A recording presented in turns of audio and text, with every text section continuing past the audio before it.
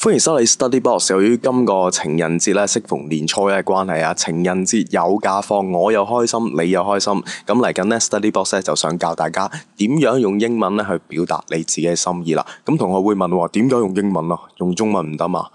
英文型啲嘛？好啦，先嚟教大家一樣嘢啊，就係 without 呢個字啦。without 咧其實有解沒有或者缺乏嘅意思嘅。without 提大家啦，係跟呢個 phrase 嘅後邊。咁即係點樣咧？俾個例子你啊，即係唔係跟 sentence 啊？俾個例子你 ，without you 沒有你 ，without being with you 沒有同你一齊嘅時候啦。好啦，今日同學會問啦，without 咁即係可以點樣表達心意咧？好啦，原來咧我可以教大家一句句式嘅喎。S 加 V 加 O 再加 without 再加 phrase， 咁即係前面一句 sentence 後邊咧就跟 without 再跟 phrase 啊，咁你就可以百搭啦。冇你嘅時候，我咧就做唔到前邊嘅句子嘅嘢啦。例子啦，冇咗你，我連唞氣都唞唔到啊 ！I cannot breathe without you。或者啦，同學再誇張啲，可能冇咗豬女喺身邊咧，連廁所都去唔到嘅。I cannot go to toilet without being with you。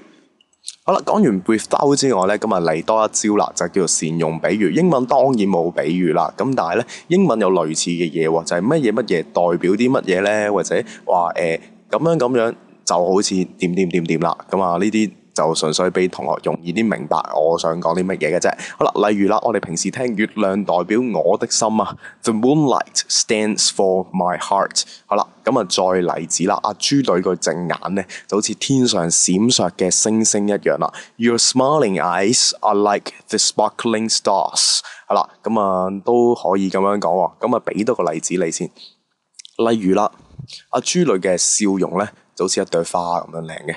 Your smile is like a beautiful flower。好啦，呢度提大家啊 ，like 咧係作為動詞嘅時候咧就解喜歡啦。例如 I like you， 我喜歡你啦。如果你見到啦呢個句子咁樣咧，有個 is 喺度噶，咁所以咧其實佢係作為一個 preposition 就解好似啦。所以咧就類似中文嘅比喻啦。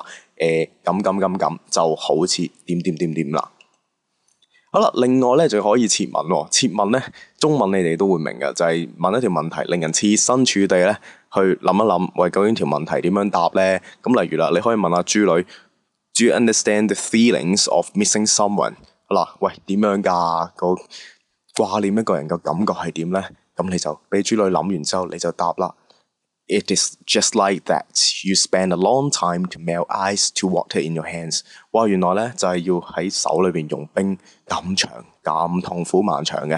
好，最後再送多大家一句啊，就係咧話，如果最後啦係永遠都係咁保證噶啦，就係話你同佢嘅關係咧，無論任何時間、任何地點、咩人都好咧，都係一樣嘅。咁咧你就可以用呢句啦。You and me remains the same in different times。At different places, among different people。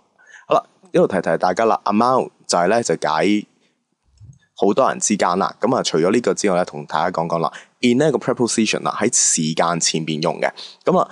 喺表達地點嘅時候咧，我哋用 at 啊。頭先都講過啦 ，among 咧就係一個喺人群之間嘅一個 preposition 啦。呢度咧你學過一個字嘅就叫 between 嘅。用 between 定 among 咧？咁原來咧就要睇大家想講幾多人啦。原來 among 咧就解3個人以上之間，而 between 咧就解2個人之間。